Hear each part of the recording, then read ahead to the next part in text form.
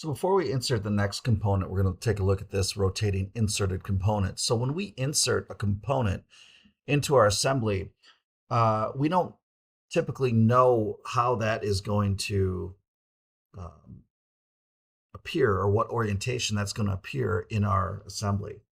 Now we can always move it after we, put the mates on it, but sometimes it's uh, I guess more advantageous to us. We can get an idea where it's going to go if we rotate it ahead of time and at least get it close to the orientation that we think it's going to go into the larger assembly.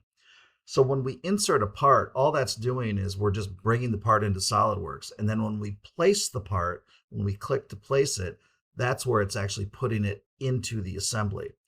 And so if we take a look at this view here to the left is how it would say this part came into SolidWorks. And then we can rotate about the X, the Y, or the Z, and we can see these different orientations that this same part can take or can move to based on clicking these different ones. And then maybe that's a little easier for us to see how it's going to go into the larger part. Okay, so let's insert the female yoke. So we're going to go up here to insert components. Hopefully this will pop up for you. If not, you can go down here to browse and female yoke. And I'm going to click open. Now, this just inserts it into our assembly. I have to click again for it to place. And sometimes it's like we can line this. Clearly, it's not going to line up to this other piece in its orientation. And I can get it to line up by using mates and the different constraints that we have. But sometimes it's better or it's easier to visualize if it at least looks a little bit more like it might made up. And so here's our rotational commands down here.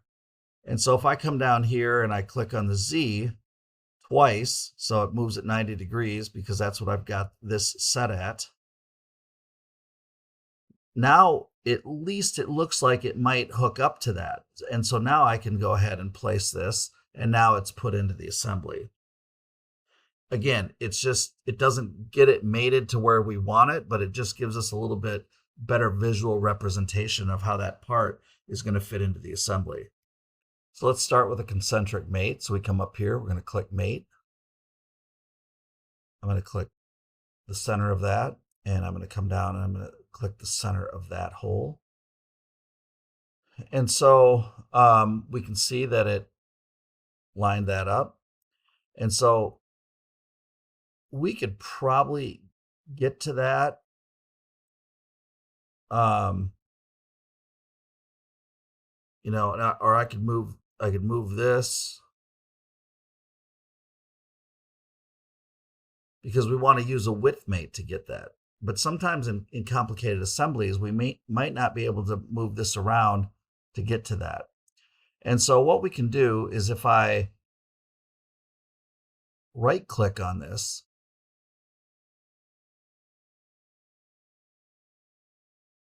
I click out of the mate instead of wanting to do another mate. Now I can right click on this and it brings me up some other options here. And this one that looks like a part component with a little blue stripe across it, if I select that, it splits the screen.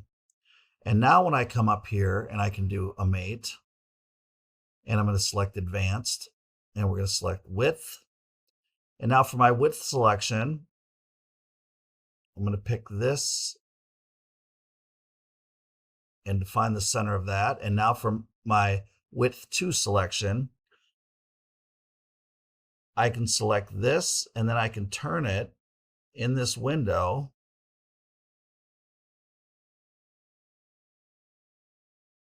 And I can select that second side. And again, we were able to get to both sides in this assembly view, but I just wanted to use this as an example to show how we can manipulate the view. And so we have to be careful because if I hit exit preview now and it closes this window, I have not accepted the mates yet. and we'd have to do it over. So I'm going to accept this mate.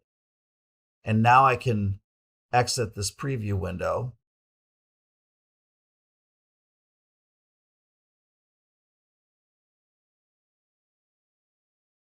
And now we can see that it is a little bit closer to where we need it to be. Let's move this around to look like the book. Oh, I want to flip that.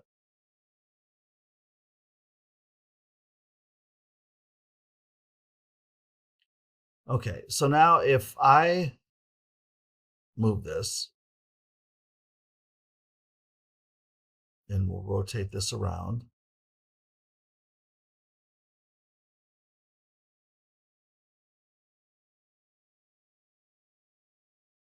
So I've got, if I zoom in on this, I've got a clearance in there. And so I can't put a coincident mate on the bottom of this female yoke and this bracket, because that means they have to share the same plane, but there's a clearance in there. So instead we're going to use a parallel mate. And so if I select mate, parallel, actually might have selected that for us, but I'm not sure. So I'm going to delete this. And we're going to come in here and we're just going to select that face. And then we're going to select this face of the bracket. And I can see it move into position. And now if I bring this back to a side view and I zoom in on it, I can see that there's a parallel gap. We can also type in G, and it brings up like a magnifying glass, and we can look at things more closely. And just type G again and make it go away. But now that I've got this gap, I can do things. So I'm going to close out this mate. But if I want to,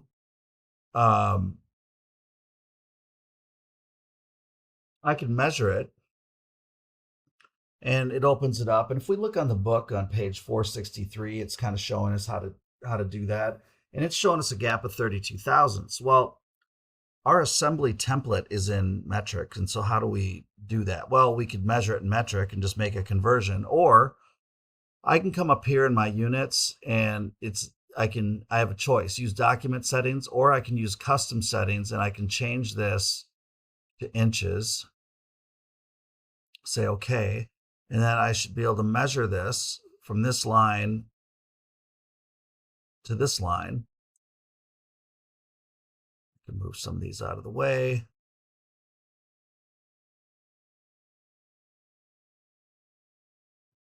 And that's not exactly a parallel line. I didn't get those lines straight.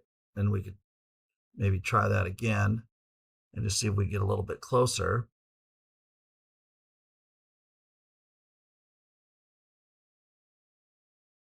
And we'll delete these two.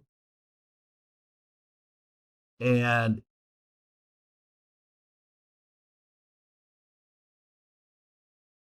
if I try to go right across from each other,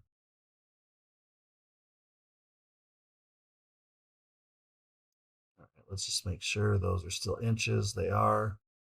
Try this again. We're going to go from here to here.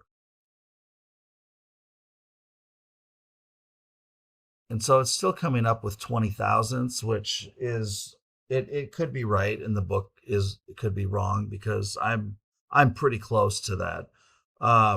But anyway, it shows us a way that we're able to measure clearances when we start putting assemblies together, and make sure that we either have a clearance at all, or distances between parts, whatever we want to check, but we're able to do that in an assembly setting. Okay, so now if we come back to our, we zoom out. So the last thing we'll show in this video is what SolidWorks calls dynamic assembly motion. So we've added mates or constraints, and we've restricted degrees of freedom in each of this component, yet they're mated together. And so with these yokes, even though I can't move this side to side because of the concentric mate, I can rotate it. And now because they're rotated together, or they're mated together, they dynamically all move, even though I'm only rotating this top one, or if I want to rotate this bottom one. And what this gives us is, because those degrees of freedom are still free and we're able to rotate this, I can zoom in and I can actually see, I can rotate it and I can move this around and I can look for clearances. I can actually see how these components are going to work, how they're supposed to.